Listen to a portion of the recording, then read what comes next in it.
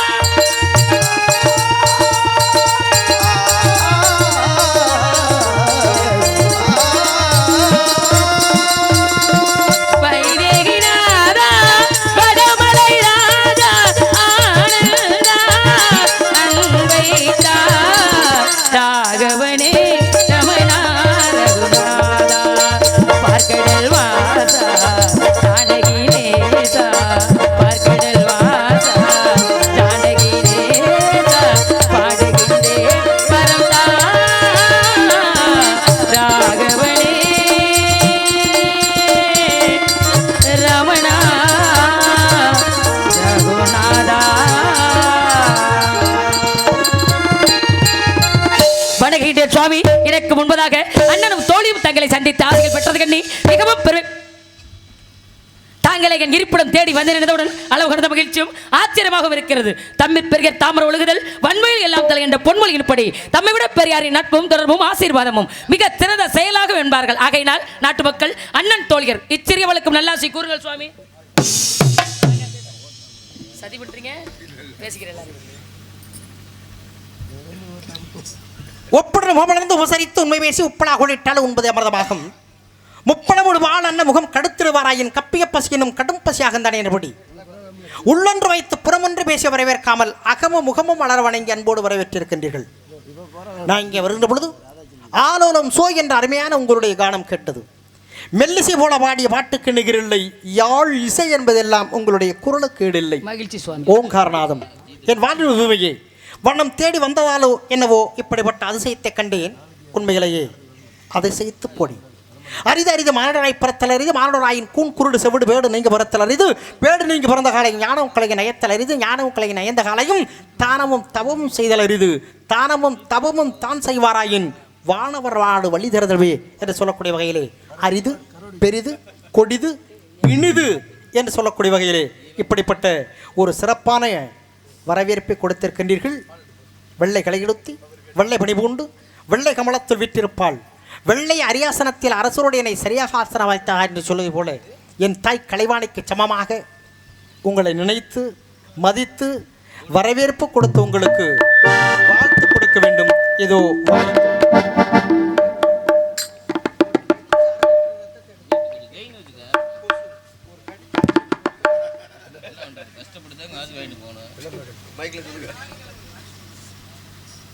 TR Mahalinga பாட்டு பாடணுமா? என்ன பண்ணு பூவே பூச்சூடாவா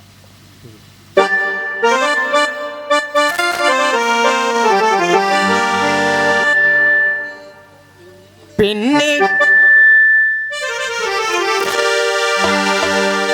பெண்ணே நீ வாழ்கவே எந்த அன்பால் நான் வாழ்த்தவே நீ வாழ்கவே அன்பால் நான் வாழ்த்தவே கைகள் சேர்த்து கவிகள் இசைத்து வணங்கி நின்றாயே நீ வாழ்கவே அன்பால் நான் வாழ்த்தவே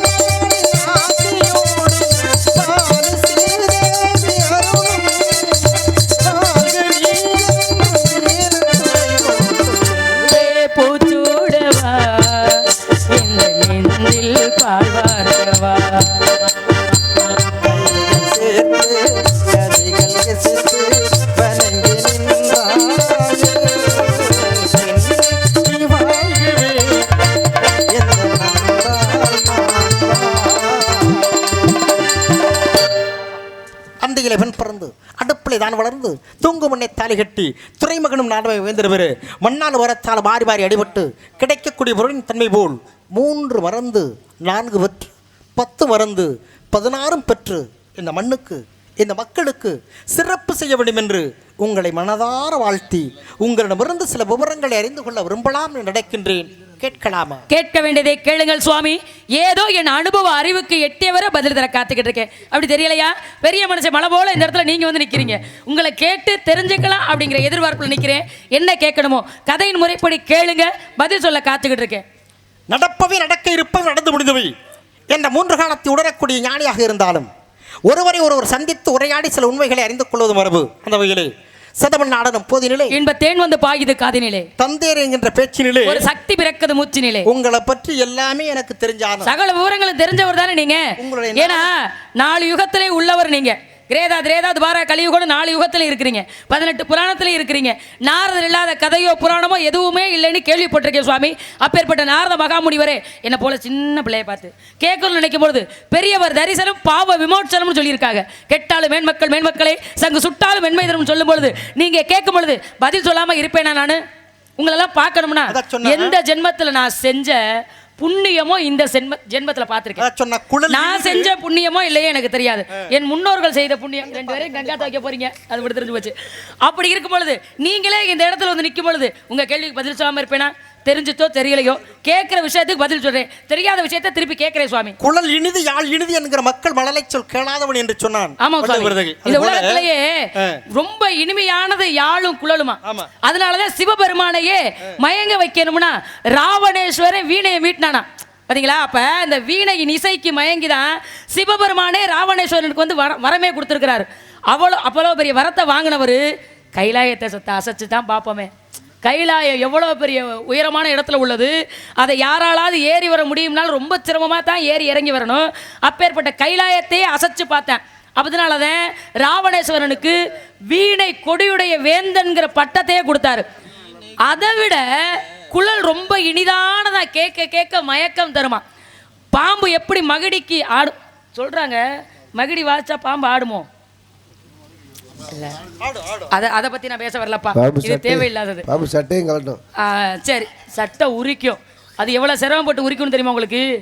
உரிக்கிற காலத்துல எவ்வளோ சந்து ரொம்ப சின்னதா இருக்கோ அந்த இடுக்குக்குள்ளதான் போய் தன்னுடைய சட்டையை உரிக்கும்.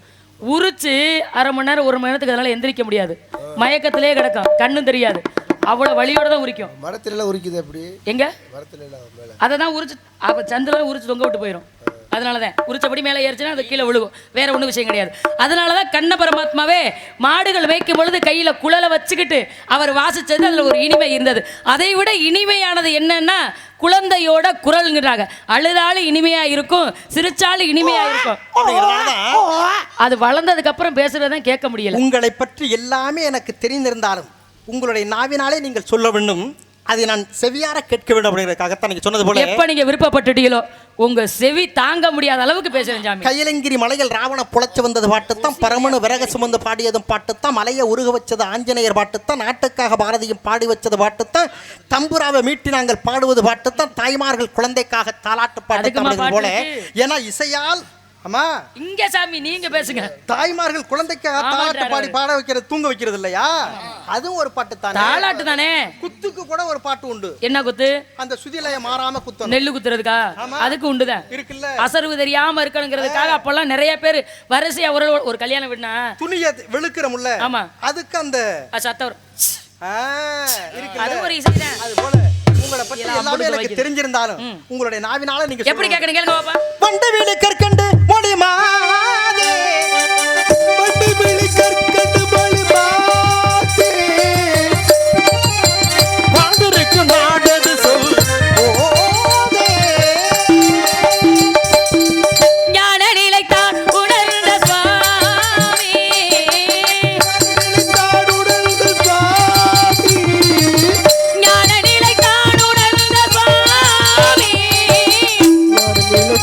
உணர்ந்த சுவாமி, ஞான நிலைத்தான் உணர்ந்த சுவாமி, சுவாமி சுவாமி, ஞான நிலைத்தான் உணர்ந்த சுவாமி, சுவாமி சுவாமி, சுவாமி, ஞான நிலைத்தான் உணர்ந்த சுவாமி, எங்கள் நாடுமலை நாடு என்பார் சுவாமி.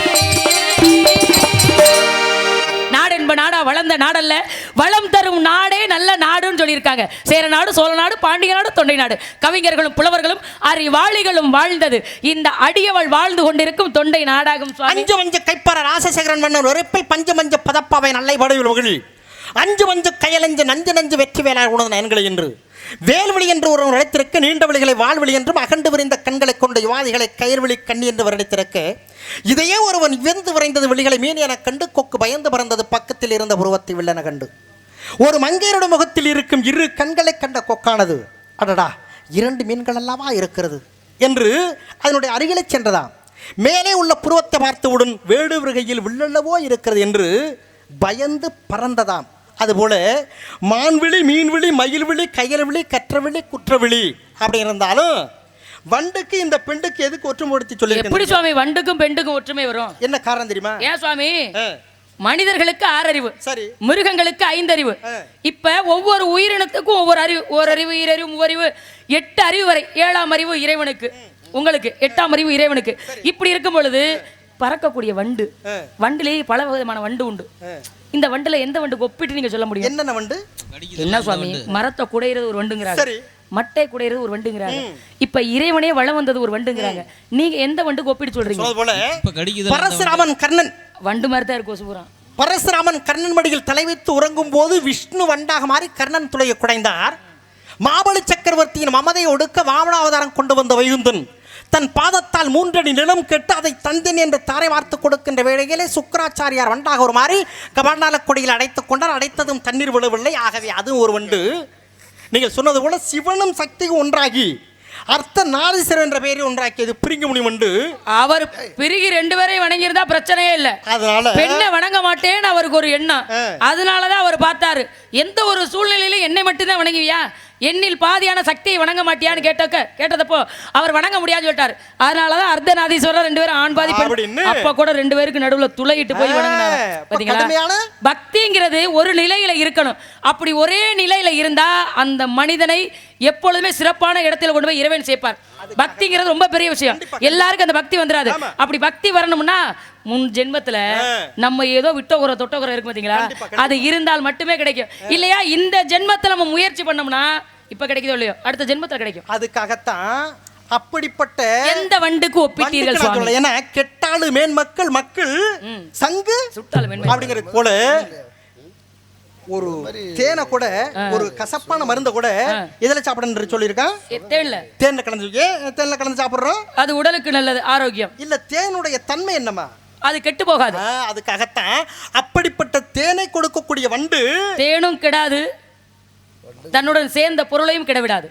அப்படிப்பட்ட தேனை கொடுக்கக்கூடியது ஒரு வண்டு தான். ஆனா அந்த வண்டு கடிச்சிச்சுன்னு வச்சுக்கோங்க, என்ன ஆகும்? வீங்கிருமுல்ல. ஆனா அப்படியெல்லாம் இல்லாம இந்த வண்டு இருக்குல்ல, எந்த வண்டு நான் சொல்லக்கூடிய வண்டு? பொன் வண்டு. பொன் வண்டுக்கு சமமாக வண்டு விழி என்று உங்களுடைய விழிகளை இந்த வீங்கிருச்சு. பொன் வண்டுக்கு சமமாக வண்டு விழி என்று உங்களுடைய விழிகளை தெய்வீக நோக்கம் கொண்டு வர நினைத்தேன். அதற்கு ஞான நிலை தான் உணர்ந்த சுவாமி என்று நாடு மலை நாடு என்பார் சுவாமி. வேலமுடைத்த மலைநாடு மேதக்க சோழடைத்து பூமி தென்னாடு முத்துடைத்து தென்னீர் வயல் தொண்டை நன்னாடு சான்றோர் உடைத்து தொண்டை நாட்டிலே குறிஞ்சலத்தின் தலைவன் நம்பி நற்றவத்தால் உதித்த நங்கையா நீங்கள்? ஆமாம் சுவாமி. உங்கள் பெயர்? வள்ளி. அண்ணன்மார்கள் 7 பேர். குல ஆச்சாரப்படி? குல ஆச்சாரம்லாம் கிடையாது. முத நான் தான் காவலுக்கு வந்திருக்கேன்.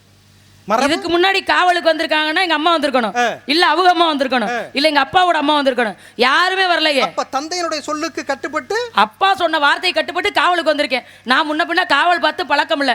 என் மேல இருக்கிற நம்பிக்கையில, ஆத்தா களை எடுக்க போனா எப்படி களை எடுத்துட்டு வருவியோ, விறகு உறக்க போனா எப்படி விறகு கட்டிக்கிட்டு வருவியோ, அதே மாதிரி நான் உன்னை எப்படி பராமரித்து அனுப்பியிருக்கணும்.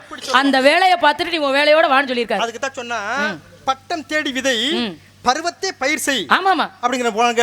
பட்டம் தவறினா நட்டம், பருவம் தவறினா பயிர் செய்ய முடியாது. பருவம் தவறினா உருவம் மாறிடும். அப்படிங்கிற பருவம் என்பது அதுக்காண்டி உருவம் மாறாம அப்படியே இருக்க முடியுமா சுவாமி?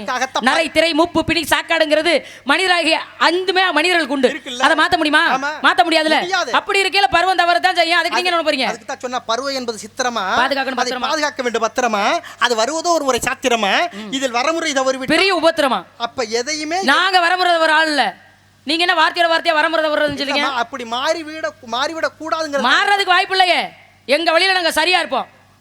நான் சொன்ன முதியோர் சொல்லும் முதலிலைக்காயும் முன்னால் துவக்கும் பின்னால் இனிக்கும் அப்படிங்கிற காலத்தான். காரணம் சிறு குழந்தைகளா இருக்கல புரியாது. சரி, இப்ப 20 வயசுல எனக்கு சொல்றீங்கன்னு வச்சுக்கோங்க, 40 வயசுல தான் எனக்கு புரியுது.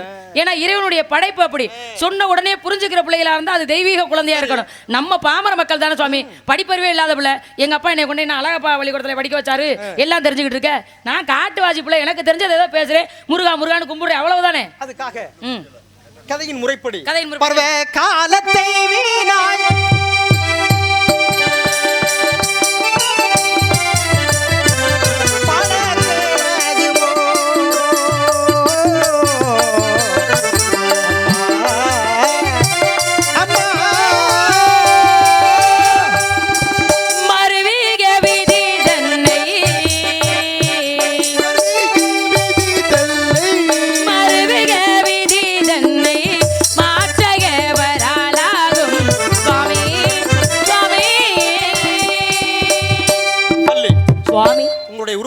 பேசினார்.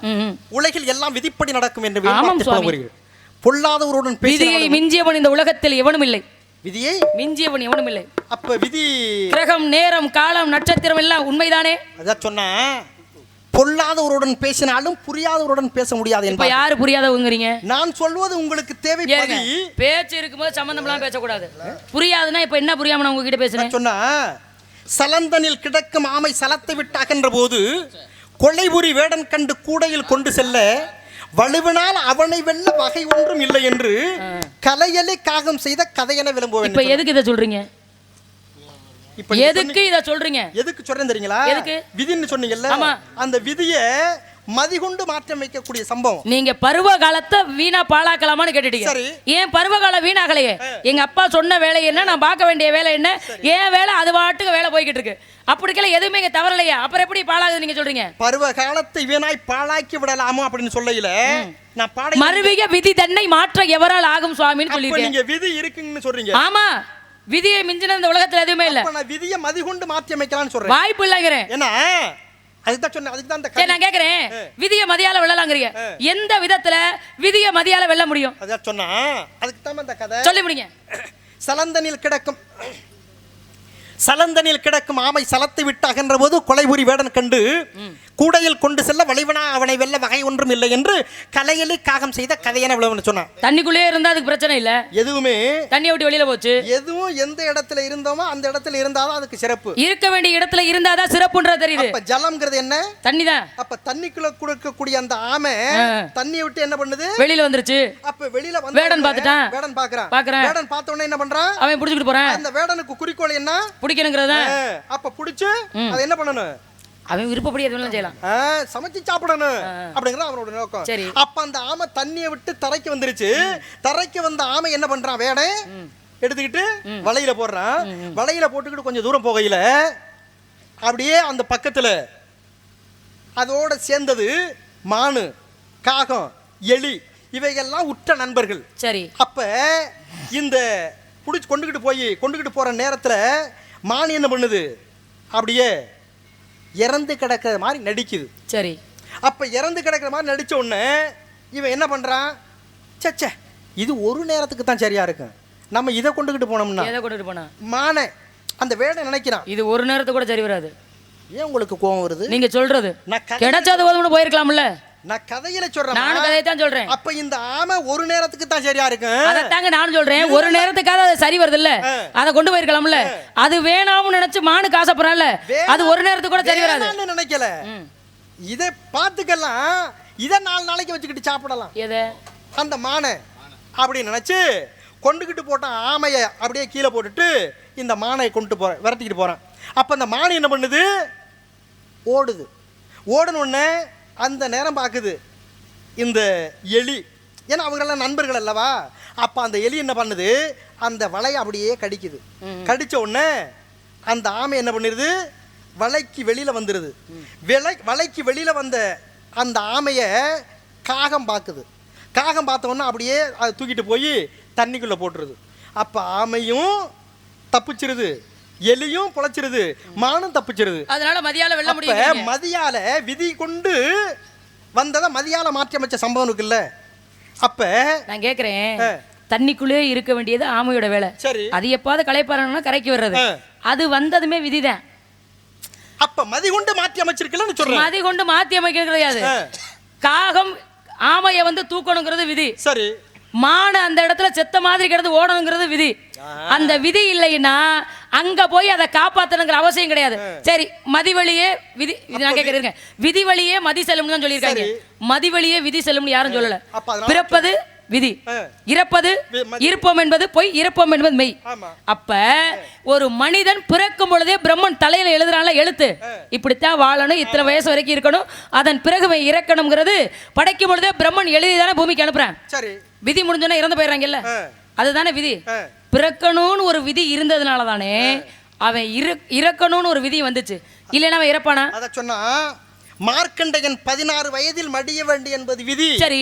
என்றும் 16 வயதுடன் வாழ இறைவன் வரம் கொடுத்தா அவனுடைய மதி இருக்குல்ல. மதிங்கிறீங்க? ஆமா, அதுவும் விதி தான். ஏன்னா அப்ப விதி மதியை பத்தி பேசினா பேசிக்கிட்டே போகலாம். அப்படி சொல்லாதீங்க.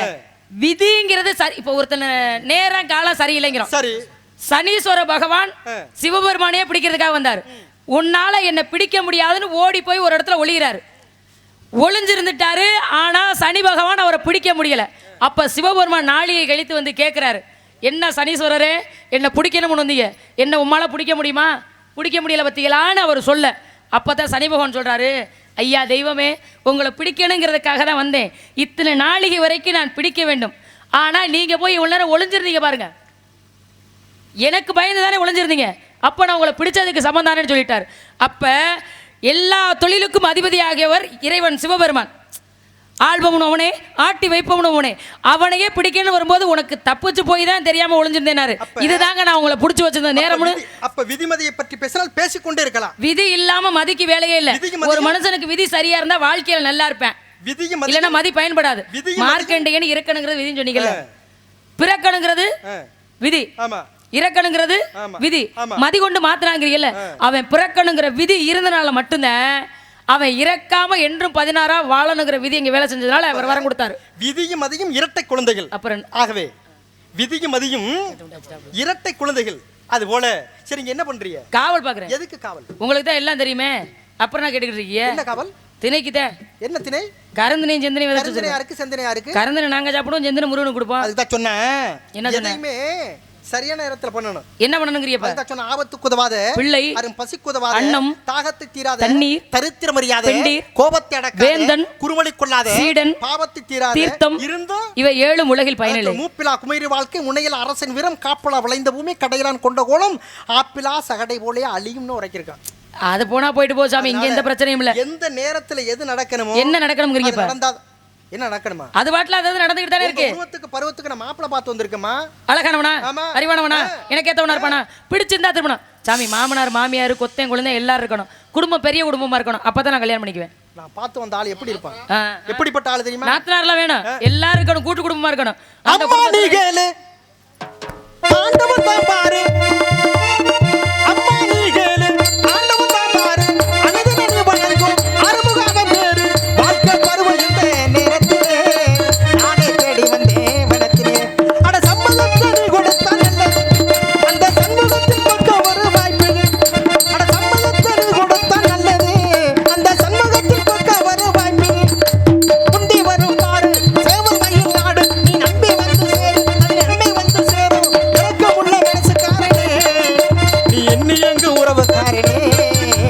எப்பொழுதும் எண்ணி எங்க உறவுக்காரனே, உனக்கு மணக்க முருகந்தா உண்மையுள்ள கணக்கு தான், உனக்கு மணக்க முருகந்தா உண்மையுள்ள வேலைக்கார வேலைக்கார சக்தி கொடுத்த வேலைக்கார விவரமான வித்தக்காரே.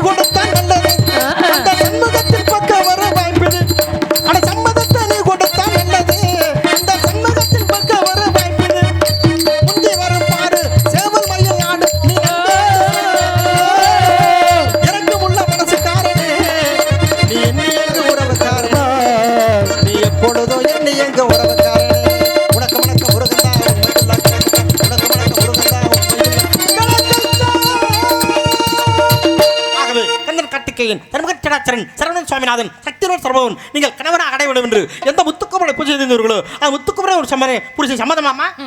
இவர் தகவல் மறக்காம வருவான்னு சொல்லுவார்ல, இந்த வாருங்க அதில் ஏற்றுங்க. வரும் முதல்ல அதில் ஏற்ற வேண்டியதான் அவரை. இன்னுமே இங்கே இருக்க வேலையே இல்லை. நானே வாழ்க்கை எப்படி வாழணுங்கிற கற்பனையில் இருக்கேன். ஏரோப்ளேனு கற்பனைக்கு ஏற்ற மாப்பிள்ளையா இருந்தால் திருமணம் பண்ணிக்கலாம்னு நினச்சேன். எப்பா தெய்வத்தை என்னால் திருமணம் பண்ணிக்க முடியுமா? அவருடைய தன்மை என்ன, ஏன் தன்மை என்ன? நமக்கெல்லாம் திடீர்னு கோவம் வந்து ஆச்சா பூச்சான்னு சத்தம் போடுவான். அவர் பயந்துருவார், என்னடா இந்த சென்மங்க இப்படி இருக்கு. இல்லை நம்ம எல்லாரும் ஒரு குடும்பம் தானப்பா, என்னப்பா இப்படி அப்படின்னு அவர் நினைச்சிடக்கூடாது இல்லையா? அதனால வாழ்க்கைனா இப்படி தான் வாழுங்கிற கற்பனை இருக்கு. இந்த கற்பனையை நான் எப்படி சொன்னா பார்த்து வந்த மாப்பிள்ளை பிடிச்சிருக்கா பிடிக்கலையாமா?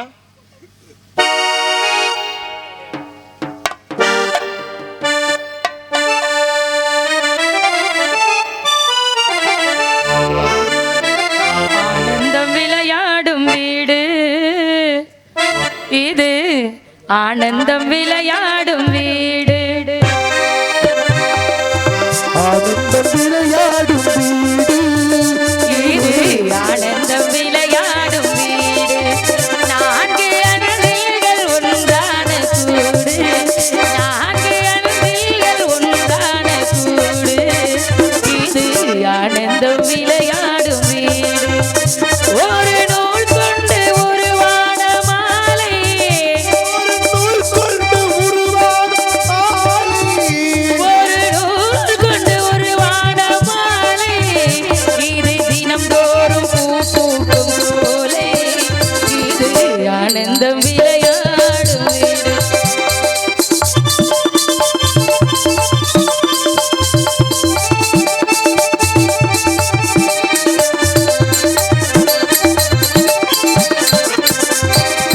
நான் கொண்ட கணவன் நடமாடும் தெய்வம் கொண்ட கணவன் நடமாடும் தெய்வம் நான் கொண்ட கணவன் நடமாடும் தெய்வம் நீங்காமல் நலம் காக்கும் செல்வம் நான் கொண்ட கணவன் நடமாடும் தெய்வம் நீங்காமல் நலம் காக்கும் செல்வம் அவன் தந்த உறவு ஆசைகள் திரண்டு அழகாக ஈடே பிள்ளைகள் இரண்டு ஆனந்தம் ஆனந்தம் ஆனந்தம் விளையாடும் வீடு இது ஆனந்தம் விளையாடும் வீடு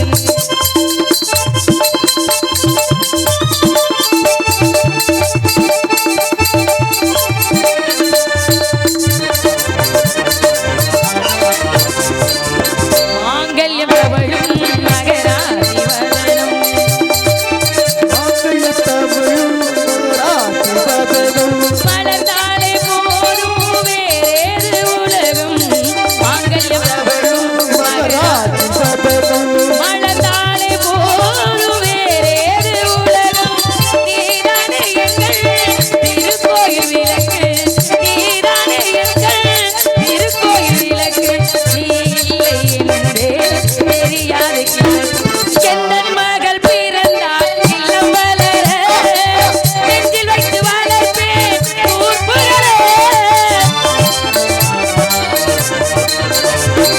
எந்தன் மகள் பிறந்தால் இல்லம் வளர நெஞ்சில் வைத்து வளர்ப்பேன் ஊர் புகழ காவியம் போல் தொடரட்டுமே காவியம் போல் தொடரட்டுமே என் காது சாம்ராஜ்ய விளையாடல் என்றும் வர வேண்டும் வாழ்க்கையில் வசந்தம் வசந்தம் அது தர வேண்டும் வளர்க்காத உனக்கென நானும் உனக்கென நானும் இல்லறம் தொடரட்டும் இனிதாகவே இவை போல இரண்டு விழி காக்கும் தாயே எது வந்த போதும் சுமை தாங்கினே இவை போல இரண்டு எது வந்த போதும் சுமை தாங்கினே எடுத்தாலும் என்ன ஏழேழு பிறவி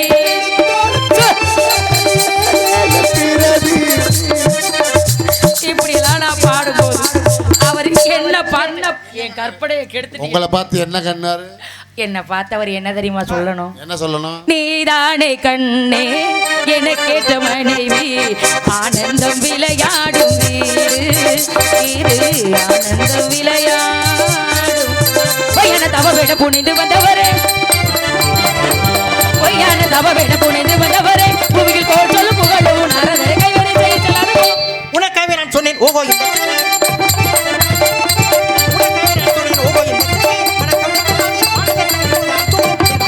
எனக்கு பறிந்து கொண்டு இசைக்க வந்தது போதும் எனக்கு பறிந்து கொண்டு இசைக்க வந்தது போதும் இவையில் இல்லாமல் எங்கேயும் போய் ஒரு கைவரை செய்யலாமே வேறொரு வரும் இல்லை மேதினி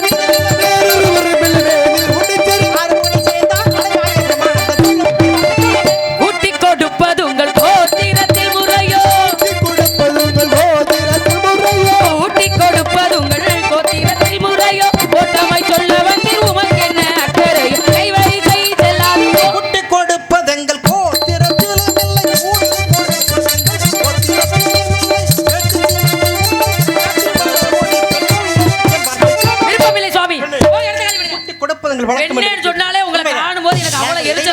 கொடுக்க மாட்டோம். குட்டித்தான் கொடுப்போம். போதும், போதும். கல்விலக்கு கல்வியும் செல்வம் இல்லாதவர்களுக்கு செல்வத்தையும் புகழ் இல்லாதவர்களுக்கு புகழையும் குறைத்துக் கொடுக்காமல் கூட்டி வாரி வரங்களை வழங்கும் எங்கள் கூட்டத்தை பார்த்து இந்த கேள்வி கேட்டதன் காரணமாக ஆதவன் அஸ்தமாவதற்குள் உங்களை முருகபெருமானுக்கு மறுபடித்து கட்டவில்லை என்றால் பார்க்கலாம், சென்று வாருங்கள். நான் அணிந்திருப்பது முப்பரி நூலும் இல்லை, இது சத்தியம். வாங்க. சத்தியம். போங்கட்டே. உங்க அவசரத்துக்கு தூக்காதீங்க கையை, போங்க.